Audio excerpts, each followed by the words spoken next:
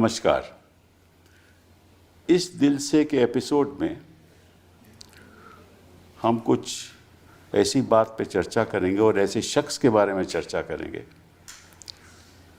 जो मैं समझता हूँ कि अगर उत्तर प्रदेश में कोई ऐसा शख्स है जो चुनाव के नतीजे को बदल सकता है, उसके बारे में हम बात करेंगे और जल्दी बताएंगे वो कौन है। लेकिन उसके पहले कुछ बातें मैं आपसे करना चाहता हूँ। वो ये है कि हिंदुस्तान की राजनीति का नक्शा कुछ सालों में बदल चुका है। चाहे केंद्र की सरकार हो या भाजपा की राज्य में सरकार हो, उनका मकसद एक रहता है कि किसी तरीके से चुनाव जीता जाए, कोई भी षड्यंत्र इस्तेमाल किया जाए ताकि चुनाव जीता जाए। और सबसे पहले तो वो संस्थाओं का कब्ज़ा करते हैं, मीडिया तो कब्ज़ा कर चुके हैं, और फिर वो जो ख़ास राजनीतिक लोग हैं विपक्ष के, उनके ऊपर केस दर्ज करते हैं, अक्सर झूठे होते हैं, और ताकि वो कचहरियों में जाते रहें, अपनी बेल कराते रहें, उनको जेलों में बंद भी किया जाता है और प्रेशर भी डाला जाता है कि आप अपना रवैया बदलिए।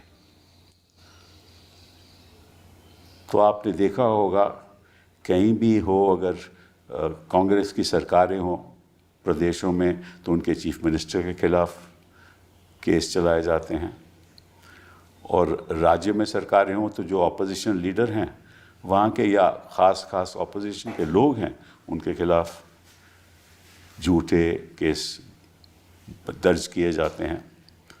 और सबसे ख़तरनाक बात यह है कि शासन और इन्वेस्टिगेटिंग एजेंसीज, जो पुलिस इन्वेस्टिगेट करती है, और इन्वेस्टिगेशन एजेंसीज शासन के इशारे पे चलती हैं। झूठा केस बनाना हो तो बन जाएगा, और केस अगर नहीं भी दर्ज होना हो, उस लायक नहीं भी हो, तो फिर भी दर्ज होगा, एफआईआर दर्ज हो जाएगी, फिर निश्चित रूप से उसकी इन्वेस्टिगेशन होगी और झूठ बयान लेकर एक चार्जशीट भी फाइल हो जाएगी। पर वो लड़ता रहे इतनी देर में। जो नीचे की अदालतें हैं, हमने देखा है, तो वो तो अक्सर कन्विक्ट ही करती हैं। क्यों कन्विक्ट करती हैं, ये मैं आपके ऊपर छोड़ता हूँ। लेकिन ऐसे ही राजनीति में ऐसा बदलाव आया है कि लोकतंत्र को बहुत भारी खतरा है, और हम दिल से के एपिसोड में कुछ ऐसी बातें आपसे, कुछ ऐसी बातों पर चर्चा करेंगे, कुछ कानून के किस्से आपको कुछ एपिसोड्स में दिखाएंगे और उसकी असलियत आपको बताएंगे, ताकि आपको भी ये ज्ञान हो जाए कि किस तरह से हमारी राजनीति चल रही है। तो जिस शख्स के बारे में जो मैं समझता हूँ कि एक बहुत ही अहमियत है उनकी उत्तर प्रदेश में, वो हैं आज़म खान साहब। आपका आज़म खान साहब बहुत स्वागत है। मुझे ये जानकारी नहीं थी कि आप वकील भी थे। आपने 1974 में अलीगढ़ मुस्लिम यूनिवर्सिटी से लॉ भी पास किया, और आप स्टूडेंट पॉलिटिक्स में भी रहे, आप एएमयू के जनरल सेक्रेटरी भी थे, और मुझे ये भी नहीं मालूम था कि आप इमरजेंसी में आप जेल भी गए। फिर आपने हमेशा वकील के नाते गरीब तबकों के लिए लड़ाई लड़ी, लेबर राइट्स के लिए लड़ाई लड़ी, रिक्शा वालों के लिए लड़ाई लड़ी, आपने बीड़ी वर्कर्स के लिए लड़ाई लड़ी, आपने टेक्सटाइल लेबरर्स के लिए लड़ाई लड़ी। फिर आप जब पॉलिटिक्स में आए तो आप तो फाउंडर रहे समाजवादी पार्टी के, सुना है आप फाउंडर रहे मुलायम जी के साथ। और इस बीच जब आपने 10 बार रामपुर में चुनाव भी जीता, 10 बार कहने की बात ज़्यादा होंगे क्योंकि बीवी भी जीती। अच्छा, ओके। और बेटा भी जीता। उसी कॉन्स्टिट्यूंसी से मैं एमपी भी हुआ। एमपी भी बने आप। तो इस तरह 13-14 राज्य सरकार में आप बहुत अहम मंत्री भी रहे, 4 बार। हाँ, तो आपने मतलब कि आपका जो राजनीतिक जीवन है वो मैं समझता हूँ कि मेरी उम्र से ज़्यादा है। आपकी उम्र से ज़्यादा तो आप वैसे 1980 से लेकर 92 तक आपने कई पार्टी बदली भी? नहीं, कोई नहीं बदली। पहले आप जनता पार्टी में नहीं थे? मैं जनता पार्टी में था। हाँ। उसके बाद जब वो टूटी तो हम तो लोक दल में चले गए? चौधरी चरण सिंह साहब के फिर ग्रुप जनता के, दल में गए? फिर जब जहाँ जहाँ मुलायम सिंह जी गए वहाँ वहाँ। हाँ, जो भी ना, तो पार्टी तो बदली ना। फिर आप एक बार एसपी में आए तो उसके बाद आपने कभी नहीं बदली? नहीं, एसपी का तो मैं फाउंडर मेंबर ही रहा। जी हाँ। और जब बेगम हजरत महल पार्क में एक बहुत तारीखी सम्मेलन हुआ जिसमें समाजवादी पार्टी बनने का ऐलान हुआ, तो उसका संविधान भी मैंने ही रखा था। अच्छा। और उस दिन मैंने बताया था कि मेरी अपनी ज़ाती हैसियत क्या होगी पार्टी में और हिंदुस्तान में। जिस तरह कभी मौलाना मोहम्मद अली जौहर से ये पूछा गया कि आपका मज़हब क्या है, तो उन्होंने कहा कि मैं पहला मुसलमान, मैं दूसरा मुसलमान और मैं आखिरी मुसलमान। लेकिन अगर कोई मुझसे मेरी वतनियत पूछेगा तो मैं कहूँगा मैं पहला हिंदुस्तानी, मैं दूसरा हिंदुस्तानी और मैं आखिरी हिंदुस्तानी। जी हाँ। ये मैंने अपनी हैसियत उसी दिन वाज़े कर दी थी कि मेरे जीने का तरीक़ा ये होगा, ताकि समाज ये जान ले कि अगर उन्हें मेरे ख़यालात से इत्तेफाक हो तो मुझे वोट करें और ना हो तो ना करें, क्योंकि सबको अपने अक़ाइद पर कायम रहने का हक़ संविधान भी देता है और हर शख्स का मज़हब भी देता है, हमारा समाज भी देता है। कोई किसी से ज़बरदस्ती नहीं करता। जी हाँ। मैंने पार्लियामेंट में जो पहली तकरीर की थी उसमें यही कहा था कि अगर कोई नाराए तकबीर अल्लाह अकबर इसलिए कहे कि पड़ोस में सोचते हुए बच्चे उड़ जाएं और दहशत फैल जाए, तो मैं कहूँगा कि ये इस्लाम का नारा नहीं है। लेकिन अगर कोई हर हर महादेव का नारा भी लगाएगा दहशत फैलाने के लिए, तो मैं कहूँगा ये धर्म का नारा नहीं है। तो इस सोच को लेकर हमने समाजवादी पार्टी बनाई थी। आपने फिर यूनिवर्सिटी भी, जौहर यूनिवर्सिटी भी बनाई? सब वो तो दरअसल ऐसा हुआ कि मैं, जैसे आपने शुरू में फरमाया कि मैं लेबर मूवमेंट में भी रहा, और जब पहली सरकार बनी तो मैं लेबर मिनिस्टर भी रहा और मैं बीड़ी वालों के साथ बैठता था। दरअसल हमारी लड़ाई फ्यूडलिज्म के ख़िलाफ़ थी। जी हाँ।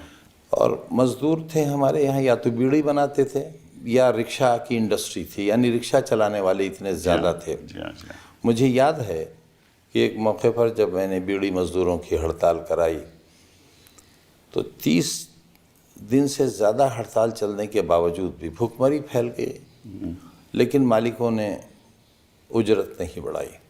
मैंने जब उनसे रिक्वेस्ट करी कि एक पैसा, उस ज़माने में एक पैनी होती थी, होती थी, एक पैनी बढ़ा दीजिए, तो मालिक ने कहा कि हम बढ़ा तो देते, लेकिन इस पैनी बढ़ाने से मज़दूर की हिम्मत बढ़ जाएगी। इत्तेफाक ये हुआ कि जब अगला इलेक्शन हुआ, सरकार बनी और मैंने उन्हीं मालिकों से 45 रुपया बढ़वाए थे मजदूरी के।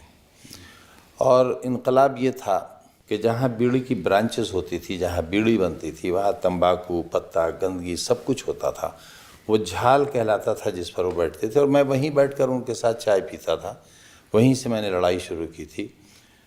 तो वो जब एमपी साहब वोट मांगने आते थे तो उसे झाड़ते थे कि गंदगी झड़ जाए, लेकिन वो इतनी धूल होती थी कि नवाब साहब को बहुत सी छींकें आती थी और उन्हें बैठना पड़ता था। और नहीं बैठते थे तो लोग कहते थे आपको वोट क्यों देंगे, आजम भाई यहाँ बैठते हैं, आप क्यों नहीं बैठेंगे। और आखिरकार वो हारे भी, उन्हें हराया भी हमने ही। रिक्शा हमारी यहाँ इंडस्ट्री थी। अब पिछली सरकार में जब मौका मिला तो ये कॉन्सेप्ट मेरा ही था कि रिक्शों को बदलकर हम सरकार की तरफ से ऑटो रिक्शा देंगे, और पूरे उत्तर प्रदेश में हमने रिक्शे लेकर ऑटो रिक्शा दी थी, क्योंकि वो एक तीर चुभा हुआ था गुर्बत का मेरे दिल में, उसे निकालने की कोशिश की। टेक्सटाइल मिल की हड़ताल हुई, महीनों हड़ताल चली, लेकिन किसी घर का चूल्हा नहीं बुझने दिया मैंने। मैं चंदा मांग कर लाता था। और यहाँ तक आप, यानी ये बड़ा तारीख़ी वाक़या है कि मैं एमएलए था उस वक्त, चौधरी चरण सिंह साहब का उस ज़माने में बड़ा बड़ा नाम था। लेबर मूवमेंट के बड़े दुश्मन हुआ करते थे वो। मैं उनका बड़ा चहीता था। मेरा टिकट कट गया था, मैं एक इलेक्शन हारा भी हूँ। तो जब मैं उनसे मिलने के लिए गया तो मुझसे बोले क्यों, आप तो हारे हैं। मैंने कहा नहीं साहब, मैं बहुत कम वोटों से 1100 वोट से हारा हूँ। बोले नहीं, आपकी तो ज़मानत जब्त हुई थी। मैंने कहा नहीं साहब, ये तो बात गलत है। तो बोले नहीं, तुम झूठ बोलते हो। मैंने कहा साहब, हम तो हंसी में भी कोई झूठ नहीं बोलते। तो उन्होंने अपना चश्मा उतारा, जैसे मैंने लगा रखा है ऐसी था, चश्मा उतारा और कहा अपने पीए से ज़रा वो इलेक्शन कमीशन की किताब लाओ, ये झूठ नहीं बोलते हैं साहब। वो किताब उन्होंने देखी और जितने वोट मैंने बताए थे, मैं 1100 कुछ वोट से हारा था नवाबों से, और इसलिए हारा था कि मैं बहुत छोटा था। मैं समझता था मैं शहर की कॉन्स्टिट्यूंसी से लड़ रहा हूँ, तो ये जो देहात है इससे मेरा क्या लेना देना, जबकि 40% वोट वहाँ था। उस ज़माने में ना मोबाइल थे ना टीवी था, स्टेंसिल से दीवारों पर छापा जाता था, हैंडबिल साइकिल से हम बांटा करते थे, ये वो ज़माना था। तो जब उन्होंने देखा तो कहा अच्छा, ज़िलाध्यक्ष झूठ बोल गया। एक साहब थे ज़िलाध्यक्ष, जिनकी बड़ी लंबी सफ़ेद दाढ़ी थी। अब पीए से कहा कि उस झूठे को पार्टी से निकालो, अध्यक्ष पद से हटाओ, और आज के बाद पाबंदी है घुसे का नहीं वो यहाँ। मुझे बी फार्म ए फार्म दोनों मिला, मैंने चुनाव लड़ा, मैं जीता।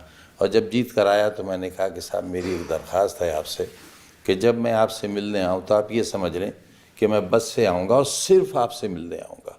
आपको सलाम करूँगा, आप जवाब देंगे ठीक है, नहीं देंगे तब भी वापस चला जाऊँगा। तो उनका ख़ास इंस्ट्रक्शंस थी कि जब आज हम आएंगे तो मुझसे मिलवाओगे। एक दिन जब मिलने गया मैं तो मुझसे बोले कि बड़े कमज़ोर हो रहे हो। मैंने कहा हाँ साहब, वो बड़े डरते डरते मैंने कहा कि वो टेक्सटाइल की मज़दूरों की हड़ताल चल रही है और मैं ही उसे चला रहा हूँ, मालिक वीके श्रीवास्तव है, वो पैसे नहीं बढ़ा रहे हैं। तो बोले अच्छा भाई हम भी कुछ। मैंने कहा साहब चंदा इकट्ठा करने में बड़ी मेहनत लगती है, कुछ हम भी दे दें। मैंने सुन रखा था कि ये तो लेबर मूवमेंट के बड़े दुश्मन हैं। तो मैंने कहा साहब आप चंदा देंगे? हाँ हाँ भाई देंगे। 1980 में उन्होंने एक रकम बताई जिसे मेरे कान कबूल नहीं किए, और मैंने कहा साहब ज़रा फिर फरमाएंगे आपने क्या बताया? भाई 25,000 हम भी दे देंगे। वो आज के 25 लाख से भी शायद ज़्यादा है। वो 25,000 में छोटा सा ब्रीफ केस लेके जाता था जिसमें एक जोड़ा कपड़े होते थे, उसमें रखे। लेकिन उस वक्त लोग थैला छीन कर भागते नहीं थे। तो मैं बस से आया और वो पैसा लगाया मैंने, उसमें से तकरीबन 11,000 कुछ रुपए बच गए। ये पैसा वो बड़े मुबारक हुए वो पैसे। हड़ताल तय हो गई और 45 रुपए की मांग थी हमारी, 47 रुपए दिए गए। लेकिन मालिक की ये शर्त थी कि इसका ऐलान आप नहीं करेंगे, नवाब साहब करेंगे। मैंने कहा मज़दूर को मिल जाए, नवाब साहब भी कर दें। ऐलान उन्होंने किया था। तो जब ये पैसे मैं वापस लेकर आया तो मुझसे दफ्तर में सब ने कहा कि भाई इसमें का बेवकूफ़ पहली बार आया है। हमारी पेशी हुई चौधरी साहब के सामने। वो फर्श लगा था, होता था, चादर बहुत गाँव तकिए, बहुत हसीन पर्सनालिटी थी उनकी, लंबी चूड़ीदार पाजामा, शेरवानी, सफ़ेद टोपी। बोले क्यों, कैसे आए? मैंने कहा साहब वो आपके पैसे बड़े मुबारक साबित हुए, हड़ताल का फ़ैसला हो गया, हमारे हक़ में हुआ और ये पैसे बचे हैं। भाई क्यों लाए? भाई तो हमने तुम्हें दिए थे। मैंने कहा नहीं साहब आपने मुझे नहीं दिए थे, हड़ताल को दिए थे। तो बोले अच्छा भाई देखो ये वापस तो लेंगे नहीं। मधुलिमा जी का बाई इलेक्शन चल रहा था, तो बोले इनकी तरफ से डोनेशन में शामिल कर लें पैसा। तो इस तरह गरीबों से जुड़ा रहा और वो एहसास आज भी मेरे अंदर जिंदा है। लेकिन आपने स्टूडेंट पॉलिटिक्स भी की और अब इमरजेंसी में सुना है कि आप जेल भी गए। जी मैं तो पौने उसके 2 बारे साल में बताएंगे कुछ? पौने 2 साल रहा। दरअसल एक बहुत बड़े आदमी थे, वो एग्जीक्यूटिव काउंसिल के मेंबर हुए थे, यूनुस खान साहब, मोहम्मद यूनुस खान साहब। हाँ वो जानते हैं, सब लोग जानते हैं। अब वो अफ़गानिस्तानी पठान थे। मेरे नाम में पता नहीं बड़ों ने खां क्यों लगा दिया था, ये तो मुझे नहीं मालूम। लेकिन हाँ उनका मालूम है कि वो वाकई नस्ली पठान थे। उस साल कुछ ऐसा हुआ कि मैं भी मेंबर था, यूनियन का सेक्रेटरी होने के नाते, एग्जीक्यूटिव काउंसिल का, एकेडमिक काउंसिल का मैं भी मेंबर था। AM खुसरो वाइस चांसलर हुआ करते थे। मीटिंग हो रही थी और उस साल मुसलमान बच्चे बहुत बड़ी तादाद में बड़ी अच्छी परसेंटेज लेकर आए थे। वो एक इत्तेफाकी साल था। मैं चाहता था कि यूनिवर्सिटी के इख्तियार में था सेक्शंस बढ़ा दिए जाएं। यूनुस खान ने उसकी मुखालिफत की। स्टूडेंट्स ने पूरा कैंपस घेर रखा था, हज़ारों स्टूडेंट थे। डर ये था क्लैश ना हो जाए। तो मैंने वीसी से कहा कि इस मसले को हल कर लीजिए, आपको सिर्फ एक मीटिंग बुलाना है और मसला हल हो जाएगा। आप फर्स्ट क्लास जिन की आई है उनको दाखिला दे दीजिए, आप कोई सिफारिश मानिए मत। तो यूनुस खान ने कुछ हल की बात कही, तो जाहिर है हल की बात का भारी जवाब देना ज़रूरी था। वो नाराज़ हो गए। चंद रोज़ पहले ही हमने यूनियन में उनको इस्तकबालिया दिया था, लाइफ मेंबर बनाया था। तो सबसे पहले तो ज़ाहिर है पठान आदमी थे, उन्होंने लाइफ मेंबरशिप से इस्तीफ़ा दिया और मैंने एक्सेप्ट कर लिया। बस वो सरगंजा हुआ कि चील कौवों को हमारा सर मिल गया। उसी वक्त इमरजेंसी लग गई और यूनुस खान साहब ने हमें गिरफ़्तार कराया और गिरफ़्तारी भी बहुत शानदार हुई, बहुत शानदार गिरफ़्तारी हुई। कितने साल रहे आप जी? मैं साहब 2.25 साल तकरीबन रहा। पहले अलीगढ़ जेल में रहा, अच्छा। DIR में जब मेरी ज़मानत हो गई और उन्होंने मुझे गिरफ़्तारी के बाद एक ऐसी कोठरी में रखवाया जिसमें वो कोठरी मेरे नसीब का हिस्सा बनी हुई है, जिसमें सुंदर डाकू रहता था जिसे बाद में फांसी हुई थी। तो बड़ी तकलीफ़देह कोठरी थी, ज़मीन के अंदर थी और 24 घंटे में थोड़ी देर निकाला जाता था। पेशाब पखाना भी, एक कुंडली उसमें राख पड़ी होती थी। और ये मेरे 2 दाढ़ें नीचे और 2 दाढ़ें इधर की बिल्कुल नहीं है। मुझे आज भी खाना खाने में बहुत तकलीफ़ होती है। जो नाश्ते में हमें चने दिए जाते थे या मुझे, वो इतने सख्त होते थे कि चना नहीं टूटता था, दाढ़ टूट के निकल जाती थी। तो 20 दिन बाद मेरे लिख कर देने पर कि मैं अंधा हो जाऊंगा यहाँ के अंधेरे से, तब मुझे बैरिक में शिफ्ट किया गया। और ये भी एक अजीब बात है कि इल्ज़ाम क्या था आपके खिलाफ? सब देशद्रोह का था। तो उस समय क्या देश, आप तो स्टूडेंट थे, देश मैं LLM फाइनल सेमेस्टर का स्टूडेंट था, यूनियन का देश सेक्रेटरी था। अब ये तो यूनुस खान साहब बता सकेंगे या उस वक्त की सरकार बता सकेगी। बाद में फिर जब DIR में ज़मानत हो गई तो मीसा सर हुआ हम पर, और मीसा जब हुआ तो जाहिर है माँ तो माँ होती है। माँ जब मिलने के लिए आई तो एक बड़ा सा मिरर आया। एक रूम में पहले से उन्हें बैठा दिया गया, एक रूम में मैं था, और मिरर में माँ को दिखा दिया गया और माँ को मुझे दिखा दिया गया। जाहिर है ये वो लम्हे थे। एक तो ये वाक़या बड़ा दर्दनाक ज़िंदगी में गुज़रा, और एक जब इस बार मैं रामपुर जेल से बीवी को वहीं रोक लिया। पिछली बार हुआ ये था कि हम तीनों को सीतापुर जेल भेजा गया था, तो मैं और अब्दुल्ला दोनों एक छोटी सी कोठरी में रखे गए और बीवी को ज़नानी बैरिक में भेज दिया गया। लेकिन थे एक जेल में तो थोड़ा इत्मीनान था कि महफूज हैं। लेकिन इस बार सरकार ने ये तय किया कि ये तीनों एक जगह थे तो मिल लेते थे। लाओ इस दिल के टुकड़े 1000 हुए, कोई यहाँ गिरा कोई वहाँ गिरा, इन टुकड़ों को भी मुंतकिल कर दिया जाए। तो बीवी को वहीं रोका और हम दोनों को बाहर लाया गया जेल से। रात के 3:30 बजे हमें सोते से उठाया गया। अब ये लम्हे ऐसे हैं, अगर जिसके औलाद होगी उसे दर्द होगा मेरी बात से। फिर जब मेरे लिए अलग गाड़ी और एक बहुत बड़ी सी गाड़ी में अब्दुल्ला को जब कहा तो मैंने पूछा अधिकारियों से कि भाई ये आप क्या कर रहे हैं, मेरे साथ भेजिए, आप कहाँ लिए जा रहे हैं, अलग अलग कैसे? तो उन्होंने कहा नहीं साहब आप अलग जाएंगे, ये अलग जाएंगे, इनकी अलग जेल है, आपकी अलग है। तो मैंने पूछा मैं कहाँ की जेल में हूँ और ये कहाँ? उन्होंने कहा ये आपको रास्ते में या पहुँच कर पता चल जाएगा। मैं सुन रहा था जेल में कि एनकाउंटर्स हो रहे हैं और बहुत दिल में अजीब सी कैफियत हुई। और उस वक्त जब हम दोनों गले मिलके जुदा हुए तो मैंने कहा बेटे ज़िंदगी रही तो मिलेंगे और नहीं मिली तो ऊपर मिलेंगे। मुझे लगता नहीं था कि हम मिल पाएंगे। और लेकिन वो रात ये जब हुआ और अगला दिन बहुत सख्त गुजरा था जब तक ये मालूम नहीं हो गया कि वो जिंदा है। ये बताइए कि ये सब आपके खिलाफ जो होने लगा ये 2017 के बाद हुआ जी क्योंकि जब सरकार बदली और नई सरकार बनी उत्तर प्रदेश में तो ये सब मुकदमे आपके खिलाफ किए गए। और मैं कुछ देख रहा था कि एक मुकदमा किया गया कि आपने जो अली जौहर यूनिवर्सिटी है उसने किसानों के ज़मीन पे कब्ज़ा कर रखा।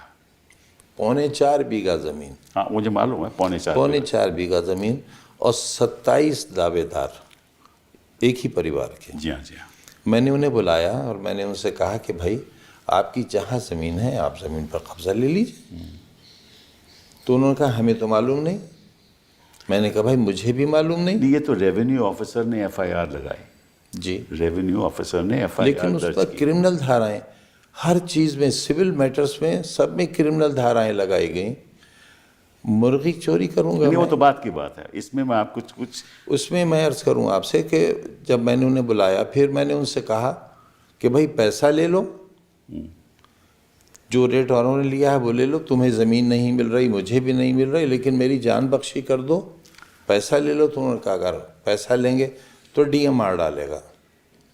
पैसा भी नहीं लिया उन्होंने।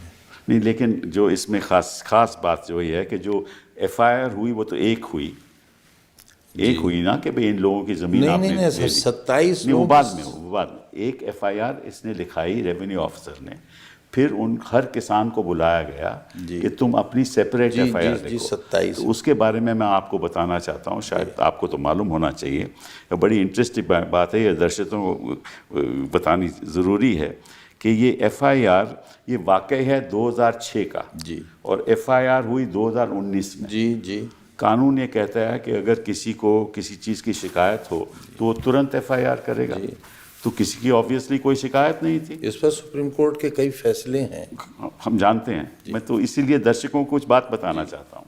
तो ये एफआईआर 13 साल बाद हुई जी, और उसमें एक इंटरेस्टिंग बात यह है कि कब हुई ये 13 जुलाई 2019 में पहली हुई जी, 4:56 पे, फिर 13 जुलाई 5:47 पे, फिर 14 जुलाई 1:21 पे, फिर 15 जुलाई 11:14 पे, फिर 16 जुलाई को 1, 2, 3, 4, 5, 6, 7, 8 एफआईआर हुई और उसका टाइम है 22:22, दैट मीन्स 10:22, फिर 10:34, फिर 10:44, फिर 10:42, फिर 11:02, फिर 11:11, फिर 11:18। मतलब कि 13 साल के बाद इन किसानों को उसी टाइम ख्याल आया कि हमें 8 एफआईआर उसी दिन उसी जगह करनी है। क्या ये अमलन संभव है? ये संभव हो कि ही नहीं सकता। मिनटों के अंदर एफआईआर लिखी जाएं? इसका मतलब कि इन लोगों ने, इसीलिए मैं ये सवाल आपसे पूछ रहा और था। एक चीज़ और शायद आपकी इत्तला में हो कि एक ही क्राइम नंबर, हाँ, एक ही क्राइम नंबर, एक थाना अलग, दूसरा थाना 7 किलोमीटर दूर, बिल्कुल, और फासला सिर्फ 2 मिनट का। बिल्कुल, और हाँ बिल्कुल 2 मिनट का फैसला। तो ये तो आप फर्जी काम है। अब ये फर्जी एफआईआर भी आपके खिलाफ केस चल रहा है। सारे मुकदमे फर्जी हैं, एक भी अगर सच्चा तो होता। दुश्मनी क्यों आपके खिलाफ? सब कुछ तो मेरे अंदर होगा, इतने साल रहा। लेकिन एक बात है, जी हाँ, इन सारे मुकदमों के बावजूद कमीशन खोरी का, रिश्वत का, बेईमानी का एक भी दाग नहीं है इस दामन पर, एक भी मुकदमा नहीं है। हाँ, मैं मुर्गी ज़रूर चोरी कराई, मैंने वो भी खुद नहीं की। अगर खुद करता तो मुर्गी तो मिल जाती, वो भी मैंने चोरी कराई। नहीं, उसमें तो सब मुकदमों में 120, दैट इज कंस्पिरेसी आपके खिलाफ लगा। 21 साल की सज़ा, 21 साल की सजा। 36 लाख रुपए जुर्माना, जी हाँ, सिर्फ एक मुकदमे में। जी हाँ। मुझे तो कुदरत से कई लाख साल की उम्र मांग के लाना पड़ेगी। अजीब व गरीब आपके खिलाफ हो रहा है, या क्यों हो रहा है, कैसे हो रहा है, किस लिए हो रहा है? सब हमारे साथ तो बहुत से चीफ मिनिस्टर्स रहे। मैं इतने लंबे अरसे विधानसभा में रहा, मैं आज भी सीनियर मोस्ट वहाँ का रहा हुआ एमएलए हूँ, लेकिन सभी इस कदर अच्छे वास्ते ताल्लुकात रखते थे। हाउस के अंदर बड़ी सख्त बयानी होती थी और मेरा तो आलम यह था, अल्हम्दुलिल्लाह आज भी है, कि जब मैं बोलता था तो सुई की आवाज़ भी सुनाई देती थी। अपोजिशन के लोग भी मेरी तकरीर सुनते थे कि मैं क्या कह रहा हूँ। बाहर निकलकर मुझसे चीफ मिनिस्टर्स कहते थे, भाई नाराज़ तो नहीं हो। ये रिश्ते होते थे हमारे। 1980 का दंगा हुआ मुरादाबाद में, Vishwanath Pratap Singh chief minister, opening speech मेरी, और क्या आलम था। हिंदुस्तान टाइम्स ने लिखा था उस दिन, हेडलाइन थी, a heart rending speech in Uttar Pradesh Vidhansabha. मुझसे मैं जब तकरीर करके बैठा तो विश्वनाथ प्रताप सिंह जी खड़े हुए और बोले, आपने जो कुछ कहा है बिल्कुल सही है, ये आप रिकॉर्ड से चेक कर सकते हैं। मैं मुजरिम हूँ, मेरी सज़ा तजवीज़ कीजिए। मैं एकदम खड़ा हुआ और मैंने कहा कि आपकी सज़ा ये है, और बल्कि शुरू मैंने यूँ किया कि ये आपकी शराफत और जमहूरियत की जीत है कि एक मुख्यमंत्री अपने जुर्म का इकरार कर रहे हैं और अपनी सज़ा पूछना चाहते हैं। तो सिर्फ आपकी सज़ा ये है कि आप अभी अपने इस्तीफ़े का ऐलान कर दीजिए। तो पूरा हाउस रूलिंग पंजों पर खड़ा हो गया और हाउस एडजर्न हो गया। मैं बाहर आ गया, लेकिन बाहर निकलते ही हाथ मिलाया। जो करवाहट जो आज बनी कुछ हुई नहीं, है, तसव्वुर नहीं। बल्कि हम तो अपनी जेबों में पर्चे रखते थे, किसी के ट्रांसफ़र का, किसी की बीमारी का। हाउस में लड़ाई, और बाहर जैसे चीफ मिनिस्टर निकले, उन्होंने हाथ बढ़ाया, हमने हाथ में 2 पर्चियाँ दे दी, वो उसी वक्त काम हो जाता था। तो लड़ाई का तो हमें फ़ायदा होता था, क्योंकि उस वक्त नफ़रतें नहीं थी, हिकारत नहीं थी, एक दूसरे को जलील नहीं करते थे, बर्बाद नहीं करते थे। आज एक और किस्सा है आपके बारे में, एक आरोप लगा है और उसका भी वाक़या 2016 का है, और FIR हुई 2019 में, जिसमें कहा गया कुछ लोगों ने कि आपके लोगों ने आके उनके घर ढा दिया। ठीक है जी साहब, घर ध्वस्त कर दिया। 4 नवंबर 2016 को। उससे पहले ज़मीनों पर सरकार ने कब्ज़े लिए। मेरा गुनाह यह है कि मैं वज़ीर था।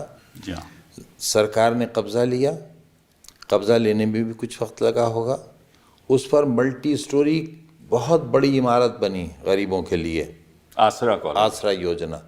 आसरा नाम भी मेरा ही रखा हुआ था। अच्छा, 1.5 साल तो लगा होगा। फिर उसका अलॉटमेंट हुआ। 4 तारीख को अलॉटमेंट हो गया, लोगों ने कब्ज़े भी ले लिए, और 6 तारीख को FIR होती है कि साहब आज हमारे मकान तोड़कर उससे पायल, खंडवे और मुर्गी चुरा ली गई। लेकिन जब अदालत में वो डब्बे खोले गए, चोरी FIR में है कि सोने की पायल, चांदी की पायल, सोने की चूड़ियाँ, सोने के बुंदे, लेकिन जब डब्बे खोले गए तो एक डब्बे में एक सामान निकला, फिर एक के बजाय 2 डब्बे आए अगली तारीख पर, 2 में सामान निकला, फिर 2 का घटकर 1 हो गया, और सामान वो निकला जो ये सड़कों पर बिकता है, वो मसूई वाला। उसमें किसी में सोने और चांदी का कोई आइटम नहीं। लेकिन प्रोसिक्यूशन में सुना है उन्होंने वहाँ जो मैप रखा वो किसी और जगह का मैप था कि यहाँ दूसरी जगह का वहाँ लगा दिया। और हाई कोर्ट ने उस पर बहुत बुरा माना। बहुत बुरा माना। तो ये जो केस हैं लगभग 94 केस, इनमें सबके आप साहब 114 नहीं, वो तो पुराने कुछ है ना, जो ख़त्म भी हो गए, विड्रॉ भी हो गए, वो भी उन्होंने बीच में लगा दिए हैं। लेकिन अभी जो केस लाइव हैं, रीओपन करें ना, फिर वो हाँ हो सकता है। लेकिन 94 केसेस हैं, उसमें से आपको सभी में बेल रखी है, सब फिलहाल तो सब में बेल है। वो तो आप ही तो देखा है। नहीं वो तो ठीक है, लेकिन उसमें आप क्या करते हैं कि जब बेल हो जाती है तो एक और सेक्शन IPC का लगा देते हैं। 3 धाराएं बढ़ा दी ताकि मैं रोक लिया जाऊं। मैंने तो बंधा हुआ सामान खोल लिया था, फिर रहना है। तो इसके पीछे आपके कोई तो आप में ख्याल आता होगा कि इसके पीछे क्यों हो रहा है ये सब।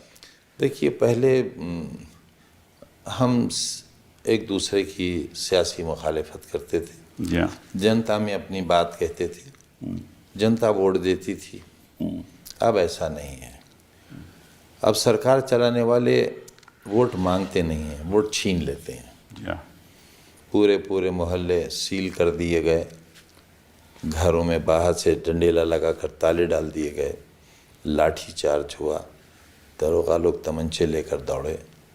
कौन वोट डालने निकलेगा? अब इस तरह की नफ़रतें, डराया जाता है, धमकाया जाता है, रिश्तेदारों को प्रताड़ित किया जाता है।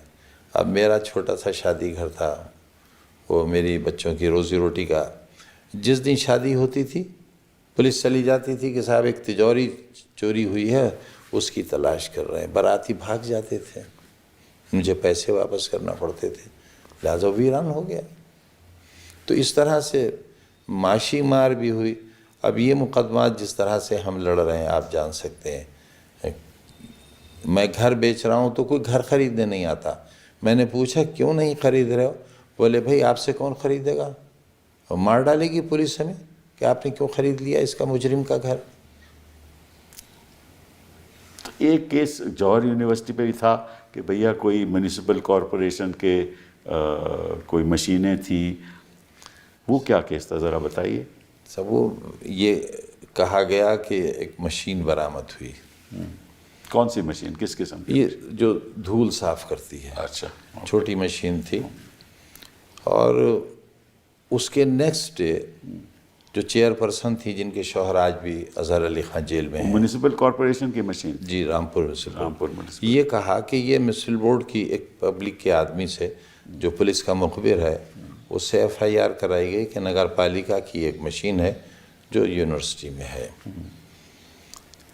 हमसे कोई मतलब नहीं, अगर आप कोई चीज़ लाकर रख देंगे तो हम कोई जिम्मेदार थोड़े ही हैं।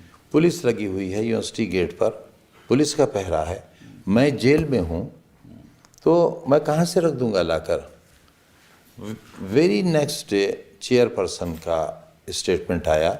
उन्होंने कहा कि नगर पालिका की जितनी मशीनें थीं उन सब की मौजूदगी है, उन सब की ये रसीदें हैं, मौके पर आप देख सकते हैं। ये मशीन इस नंबर की हमारे यहाँ कभी आई ही नहीं, ना ये हमारी है जिसे आप हमारी कह रहे हैं। इनको पता कैसे चला कि ये मशीन यहाँ है? साहब तो गैब का हाल है, उनको मालूम रहता है। नहीं, ऐसा नहीं हुआ। उनको ये कि कोई दो लड़के कुछ जुआ खेल रहे थे, उनको पकड़ा गया। वो बच्चे तो बेचारे ताश खेल रहे थे। मैं बता रहा हूँ, वो ताश खेल रहे थे, ताश खेल रहे थे, वो पकड़े गए। उनको जब गिरफ्तार किया गया तो उन्होंने ये बात बताई कि इस जगह पे ये इस जमीन पे ये मशीन है ना। उन्होंने कहा वो तो पुलिस जो चाहे लिख, मैं ये कह रहा हूँ ना। और फिर उन्होंने कहा कि यहाँ कब्र खोदी गई और ये मशीन कब्र में अच्छा आप ये बता डाल दी गई और उसकी काट दिया गया मशीन को। अब कौन बैठेगा मशीन काटने? जब अपना दामन फैलाया तो सोने चांदी से भर गया, नोटों से भर गया। मैंने उससे अपने लिए सोने चांदी के कंगन नहीं खरीदे। इतनी बड़ी यूनिवर्सिटी बनाने वाला इतना घटिया काम करेगा?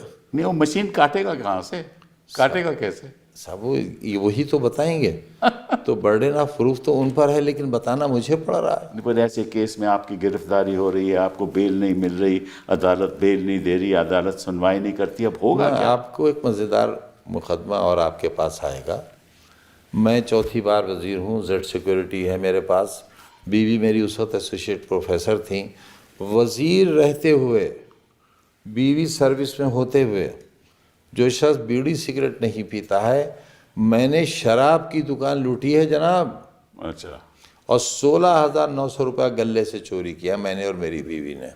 My God. उस डकैती में भी मुलजिम है साहब। रोइए जार जार क्या और कीजिए हाय हाय क्यों।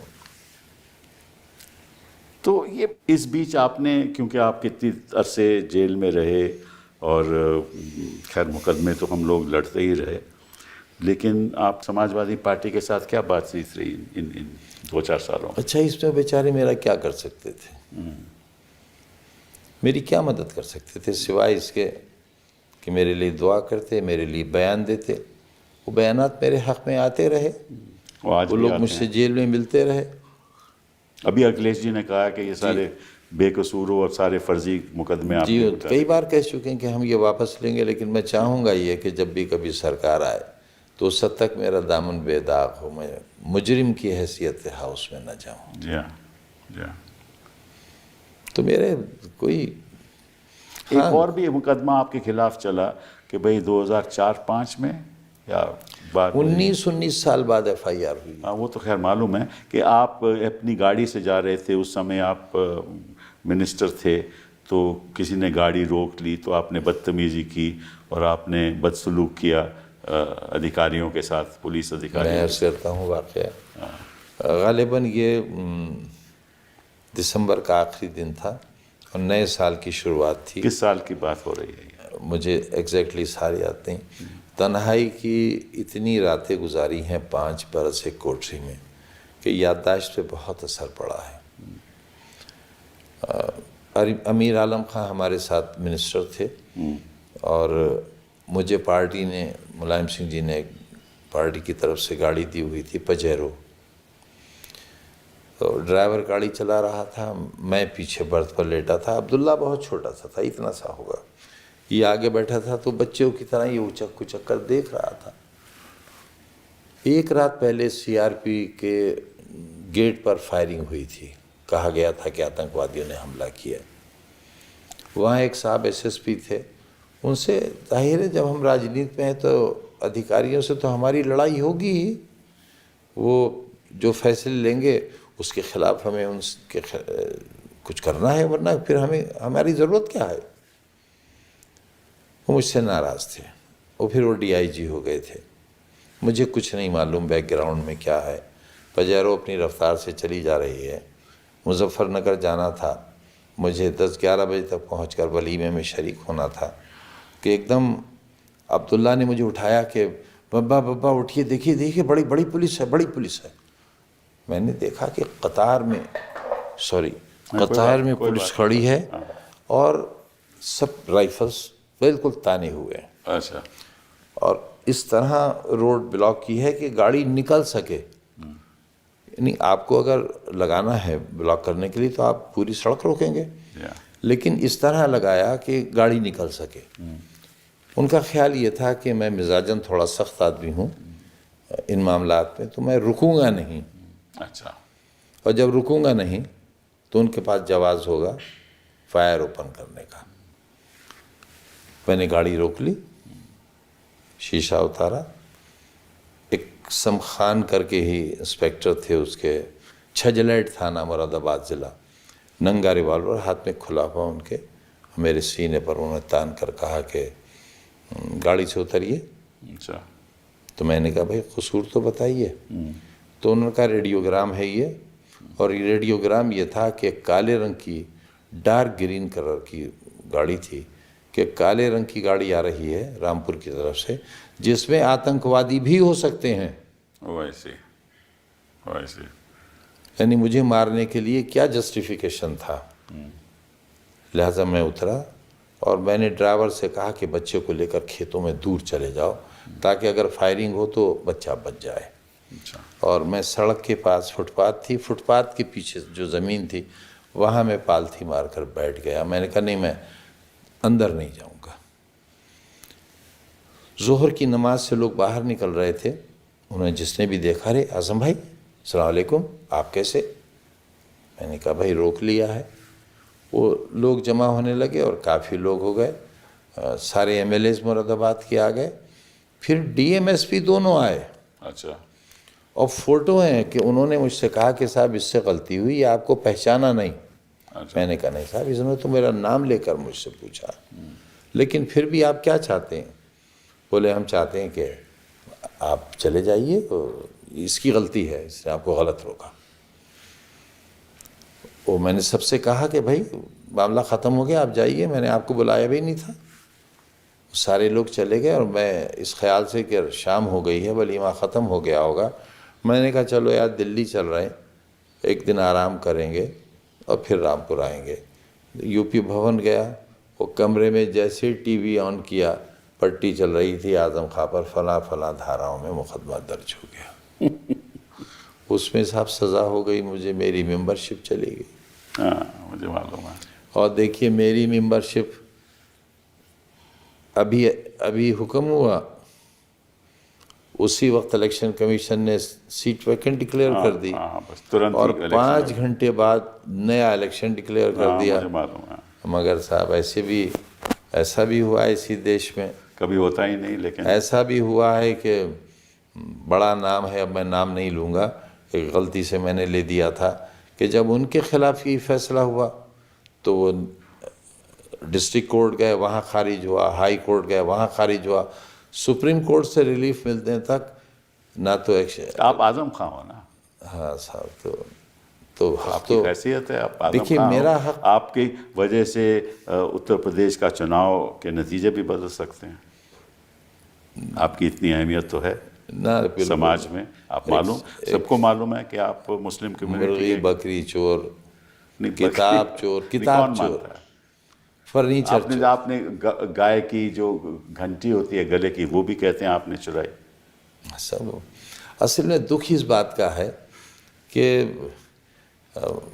इतनी बड़ी ताकत वाले लोगों ने अपने स्तर के इल्ज़ामात लगाए, मेरे स्तर के इल्ज़ामात लगाना चाहिए थे। ये दुख है। और कौन से इल्ज़ामात थे आपके खिलाफ? था पायल चोरी। पायल चोरी कैसे, मतलब आपने नहीं की, वो किसी और ने की? मैंने कंस्पिरेसी कहा आपकी थी, पायल चोरी किसी और ने की, लेकिन कंस्पिरेसी जो दिमाग था, कंस्पिरेसी थी, वो जी आप जी थे। जी जी हाँ? सब मेरी। और वो एक पायल चोरी हो गई, और एक बकरी चोरी, जी बकरी चोरी, भैंस चोरी, भैंस चोरी, फर्नीचर चोरी। फर्नीचर चोरी। कहाँ रखते थे आप फर्नीचर? साहब ये फर्नीचर जो चोरी का है वो यूनिवर्सिटी का फर्नीचर है। अच्छा, मैं कलकत्ते जाता था अच्छा, वज़ीर रहकर, स्टेट गेस्ट रहता था, वो लाल बत्ती गाड़ी मिलती थी।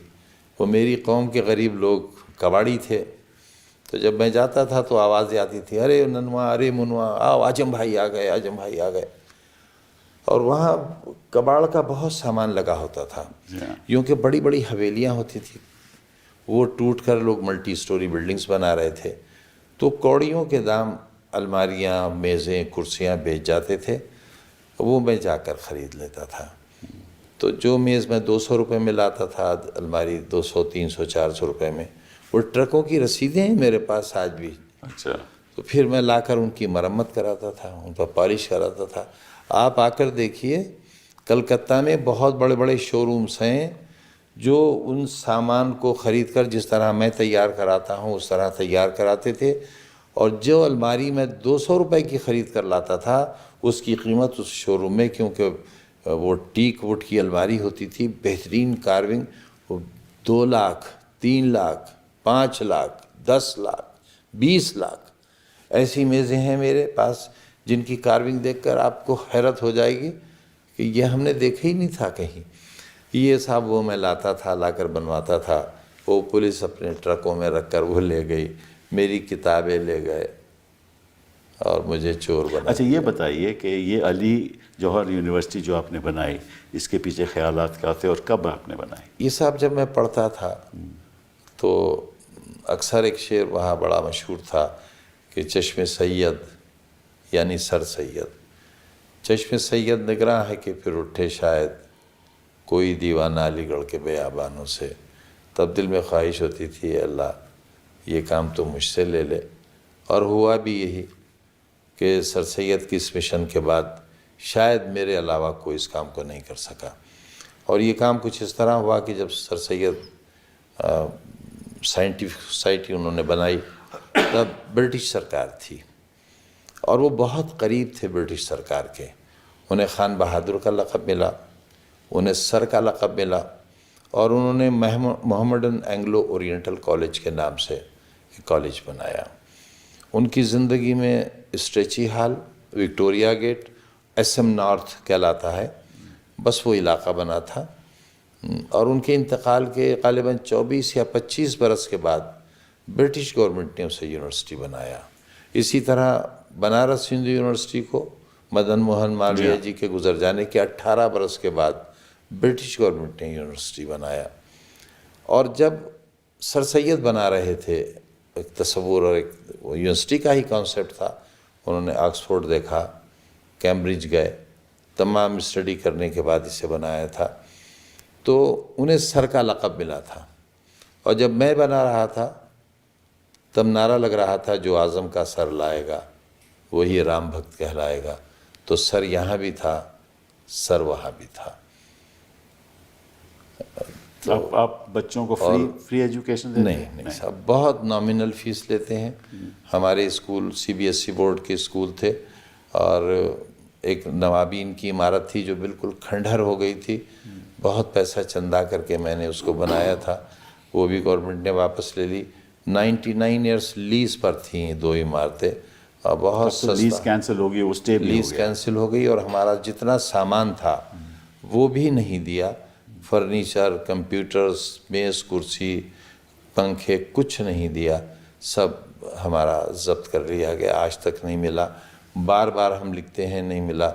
मेडिकल कॉलेज से हमारा बहुत सामान चोरी हुआ। जब कोविड सेंटर बनाया गया तो ये लिखकर नहीं दिया गया कि हमने किस किस चीज़ का कब्ज़ा लिया और हम क्या सामान यहाँ दे रहे हैं। वरना तरीक़ा ये है कि यूनिवर्सिटी रजिस्ट्रार या वाइस चांसलर को एक जवाबी ख़त एक हमारा कि भाई हम इतना एरिया ले रहे हैं और इसमें ये सामान है, ये हमारे कब्ज़े में है और हमारा ये सामान है जो हम वापस लेंगे। कोई लिखत पढ़त नहीं हुई और बहुत कुछ लूट गया हमारा। कोई इन्वेंट्री भी नहीं हुई। कुछ नहीं हुई। मैंने अक्सर देखा है कि आपके मुकदमों में जो स्पेशल कोर्ट है, ये जो ट्रायल कोर्ट हैं, वो बेल तो आपको मिलती नहीं, कभी भी नहीं मिली शुरुआत में। हाई कोर्ट जाना पड़ता है, फिर हाई कोर्ट जाओ तो वहाँ भी कई महीने लग जाते हैं। बाज़े दिन तो ऐसा हुआ है कि हमारी बेल पर बहस चल रही है और दौरान बहस ही ट्रांसफ़र का आदेश आ गया। दूसरे जज साहब आ गए, बहस जारी है, उनका भी आदेश आ गया तो तीसरे जज साहब ने सुनी एक ही दिन में। तो हमारे साथ तो कुछ ऐसा हुआ है जो शायद मुग़लों के ज़माने में भी नहीं हुआ। अंग्रेज़ों ने किए जुल्म, शायद उससे कुछ मिलते जुलते या उससे बढ़कर हमने भी किए, लेकिन क़ैद में उन्होंने इतनी तकलीफ़ें नहीं दी होंगी जितनी तकलीफ़ें हमें दी। और नाज़ियों की जेल में भी शायद वो अब मुझे समझ नहीं आई कि आपको देखिए, चलिए ये जो इल्ज़ामात आपके ऊपर लगे हुए हैं, ये कोई रिश्वत का नहीं है, कुछ को मर्डर नहीं है, इसमें 120B है, इसमें कोई आप मैंने आज तक कोई जानवर हलाल नहीं किया, बकरा भी हलाल नहीं किया, मुझसे होता ही नहीं, मुर्ग हलाल नहीं किया, खा तो लेता हूँ। तो कहने का मतलब यह है कि अगर यही स्थिति है तो आपको किस किस्म की जेल में रखा गया?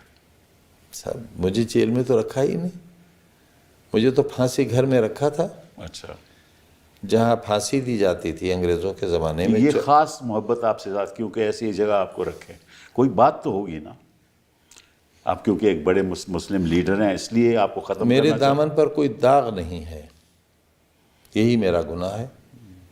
मैंने इस पैसे से यूनिवर्सिटी क्यों बनाई, स्कूल क्यों बनाए? इस पैसे से मैंने अमेरिका में, लंदन में, ऑस्ट्रेलिया में जायदाद क्यों नहीं ली, महल क्यों नहीं बनाए, मैं वहाँ क्यों नहीं चला गया? मैं पंक्चर जोड़ने वाले और बीड़ी बनाने वालों को, रिक्शा चलाने वालों को, उनके बच्चों के हाथों में कलम देकर साइंटिस्ट और डॉक्टर, इंजीनियर बनाना चाहता हूँ। इससे बड़ा गुनाह मेरा और क्या हो सकता है? जहाँ बेटी पढ़ाओ, बेटी बचाओ का नारा दिया गया हो और बेटियों का स्कूल खाली करा लिया जाए तो जाहिर है मेरा गुनाह तो है। मैं प्राइमरी स्कूल, सरकारी स्कूल की फ़ीस लेकर CBSE बोर्ड की डिग्री और सर्टिफिकेट देता था। मेरे स्कूलों का रिज़ल्ट सेंट मैरी और मोदी और दूसरे स्कूलों से बेहतर होता था। टॉपर्स मेरे यहाँ के ये ठेला चलाने वाले, रेहड़ी लगाने वाले, फल बेचने वाले के बच्चे और बच्चियों के होते थे। तो ये काम, इसीलिए तो हर चुनाव आप जीतते थे। काम तो मेरा गलत था। ये तो आपको फांसी घर रखा गया, किस हालात में रखा गया ये बताइए? 24 कोठरियाँ थी, उनमें सामान भरा था, सांप, बिच्छू, बिच्छखपड़े, और सारी रात लाठी लिए बैठे रहते थे, घर कमरे में न घुसाए।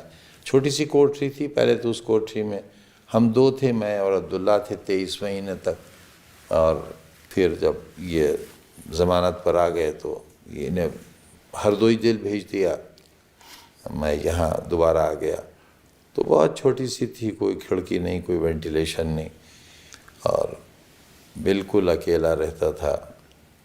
किसी कैदी को, किसी अधिकारी को आने की इजाज़त नहीं थी। डॉक्टर बहुत अच्छे थे, शायद ही उत्तर प्रदेश में कोई इतना नेक डॉक्टर हो, लेकिन हम एक हफ्ते वायरल बुखार में तड़पते रहते थे, लेकिन कोई दवा देने वाला नहीं होता था। तो अपने ही पास जो स्टॉक में दवाएं घर से कभी आती थी तो उन्हें लेकर ठीक हो जाते थे। और अब तो इतनी कमज़ोरी हो गई थी, 5 बरस तख्त पर लेटे लेटे बैठे बैठे, क्योंकि टहलने की भी कोई जगह नहीं थी वहाँ, और वो इतना ऊंची नीची ईंटें थी कि ठोकर खाकर गिर जाएं तो हड्डी टूट जाए। मेरी बीवी गिर ही गई थी जेल में, तो उनकी हंसली टूट गई थी, बहुत दिन तक उनका इलाज हुआ जेल में। उनको क्यों जेल में रखा गया, भेजा सब गया? वो भी तो शराब की दुकान लूटी थी ना उन्होंने। उन्होंने भी शराब के दुकान? जी, और ये सब चोरियों में वो भी थी मेरे साथ। उनका भी मतलब 120B? जी, सब जी।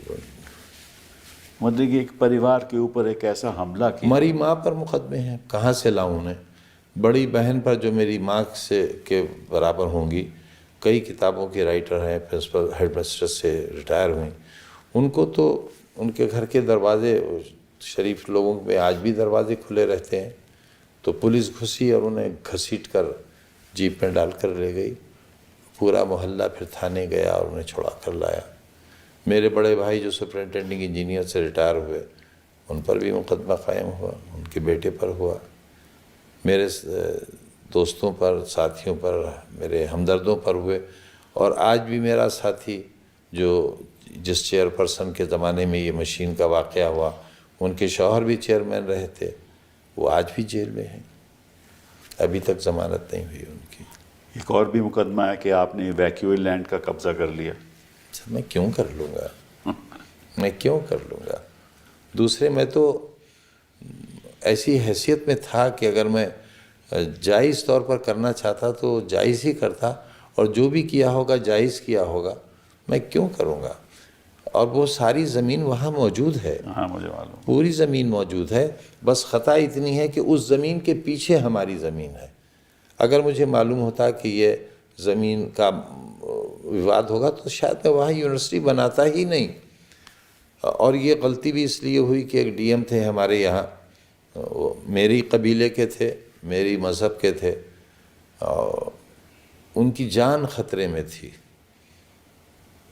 तब मैं उन्हें डीएम बना कर ले गया था। वो बहुत विवादित थे, उन्होंने बहुत ज़्यादतियाँ की थी अपने डीएम रहते हुए प्रतापगढ़ में, उन्हें ले गया था मैं। उन्होंने सजेस्ट की थी ये ज़मीन कि यहाँ ले लीजिए, ये बाकी कस्टोडियन लैंड है, ये आपको अलॉट हो जाएगी, मैं बहैसियत डीएम आपकी सिफारिश करूँगा। उन्होंने सिफारिश की, और मैं इत्तेफाक से उस वक्त जब उसका आदेश मिल रहा था ज़मीन के अलॉटमेंट का, तो बम्बई के कस्टोडियन ऑफिस में मैं बैठा हुआ था। वो अधिकारी भी सिंह साहब थे। वो ऑर्डर टाइप हो रहा था, उस वक्त की कंप्यूटराइज मशीनें नहीं थी, तो सिंपल टाइपराइटर से ऑर्डर टाइप हो रहा था। उसी वक्त एक फैक्स आया उन्हीं डीएम साहब का, और कुदरत बेहतर जाने क्या करिश्मा हुआ कि उनका एक रेडियोग्राम आया मेरे बारे में कि ये तो बहुत ताकतवर आदमी है, राजनीति में इनका बड़ा दबदबा है, और ये ज़मीन खाली नहीं करेंगे अगर इनको दे दी गई। चुनाचे उन्होंने कहा अधिकारी ने कि भाई अगर आदेश आने के बाद ये आया होता तो शायद मैं इसे न मानता, लेकिन अब मेरा ज़मीर इजाज़त नहीं देता, और हम वापस चले आए थे। तो हमारे पास तो ना वो ज़मीन थी, ना वो ज़मीन है हमारे पास, ना हमें ज़रूरत है उसकी। तो इसके पीछे ऑब्वियसली जो सोच है वो केवल राजनीति की है कि आप जैसे विपक्ष के नेता को किसी तरीके से ख़त्म करना, उसके राजनीतिक जो फ्यूचर है उसको ख़त्म करना। कैसे? और अपने बेटे के फ्यूचर आप मेरे साथ चलिए, हाईवे पर चलिए, मैं कल का ही बता रहा हूँ। मैं तो इलाज के लिए आता हूँ बार बार दिल्ली। कल मैं एक गाड़ी बदलने के लिए गाड़ी से उतरा तो दोनों तरफ गाड़ियाँ रुक गई, और अपनी गाड़ियों से उतर कर लोग आ गए, कोई हाथ मिलाने, कोई नमस्ते करने, कोई हाथ मिलाने, कोई सेल्फी लेने। आने वाले वर्षों में भी लोग आपका हाथ मिलाएंगे, इस हैसियत को तो सेल्फी लेंगे। आप कोई ख़त्म नहीं कर सकते, आप हिम्मत रखिए। और ये बात जनता तक पहुंचनी चाहिए कि किस तरीके से हमारी कानून की अवस्था है, किस तरीके से जो एक ही रक्षक है वो है अदालत। अगर हम सब फिल्मों में देखते थे और देखते हैं कि अदालतें बचाती हैं, जब अगर अदालत आम आदमी की हिफाजत नहीं करेगी तो इसका बड़ा भारी नुकसान हो सकता है, लोकतंत्र के लिए ही नहीं लेकिन कुछ ऐसे लोगों के लिए जो हिंदुस्तान के लिए कुछ करना चाहते हैं। ऑडियो वीडियो एविडेंस के बाद फांसी हो जाती है, और फांसी लगने वाला मुल्जिम बरी हो जाता है अगर कोई एविडेंस सामने आ जाए। मेरे बच्चे के बर्थ की एग्जैक्ट डेट का वीडियो मिल गया, हाँ मुझे मालूम है। उसकी फॉरेंसिक जांच हो गई, सारे बयानात हो गए। अब्दुल्ला गोद में है, अच्छा। बड़ा बेटा बराबर खड़ा है, मेरी बहन, सास और सारे सालियाँ वगैरह खड़ी हैं। अब्दुल्ला रोया तो माँ कह रही हैं, और ये सुनी गई आवाज़ कि देखो अब्दुल्ला रोया। तो क्योंकि जब पेट में था माँ के, तो मेरी बीवी ने दुआ की थी अल्लाह से कि अल्लाह अगर मेरे बेटा हुआ तो मैं उसका नाम अब्दुल्ला रखूँगी। तो उसका तो पेट में ही नाम अब्दुल्ला था। मैंने अदालत में कहा, जज साहब ने कहा सरकारी वकील से, अरे भाई अब क्या रह गया? तो हम समझे कि हम शायद साबित करने में कामयाब हो गए कि पर इसमें तो फोर्जरी का केस बन ही नहीं सकता, क्योंकि जो डॉक्यूमेंट बर्थ सर्टिफिकेट है वो आपने थोड़ी ना बनाया है। नहीं साहब, हमसे क्या हाँ, मतलब? पासपोर्ट आपने थोड़ी ना बनाया, हमसे तो क्या फोर्जरी से क्या मतलब है? बट हमसे क्या एनीवे, मतलब? ये एक दौर होता है आदमी की ज़िंदगी में जहाँ ऐसे मुश्किलें सामने आती हैं। लेकिन ऊपर की अदालतों से हमें बहुत राहत मिली, आपके ज़रिए मिली। हम बैठे ही शायद इसलिए हैं, वरना इस वक्त भी हम तख्त पर लेटे होते अपने। मैंने इसलिए आपको बुलाया था, लेकिन जो असलियत है ये देश की जनता को मालूम नहीं, और ये देश की जनता तक मैसेज पहुंचना चाहिए कि ये केवल एक ही उदाहरण नहीं है। मेरे ख्याल से कई उदाहरण हैं हिंदुस्तान में जहाँ झूठे मुकदमे। पता नहीं लोग मेरे बारे में क्या सोचते होंगे, मैं कितना बड़ा आदमी हूँ। हाँ, मैं गली में रहता हूँ, और जिस वक्त IT रेड हुआ है, दीवारें कूद कर आए हैं, उस वक्त भी 2-2 फीट पानी था घर में, बरसात का मौसम था। मेरे पास जनरेटर आज भी नहीं है। वो लोग कहते थे अरे इतना बड़ा नाम, वो दिखावे के लिए AC लगे थे, उनका AC चलाओ। मैंने कहा साहब आप चला दो। पानी नहीं था, बाल्टियां भर भर कर लाते थे, पैरामिलिट्री के लोग थे, उनके साथ फीमेल पुलिस भी थी। बड़ी बड़ी मशीन लेकर आए थे, जांचें करेंगे। नोट गिनने के लिए 8-10 मशीनें आई थीं। सुनार लखनऊ से आया था मशीन लेकर, 11,500 मेरे पास, ना 3,500 मेरे पास। 11 अब्दुल्ला सबसे रईस निकले, 11,000 कुछ उसके पास। और मेरे बड़े बेटे की टेबल पे 500-600 रुपये थे, और बीवी के पास 100 ग्राम सोना था, क्योंकि सब कुछ ख़त्म हो चुका था हालात के तहत।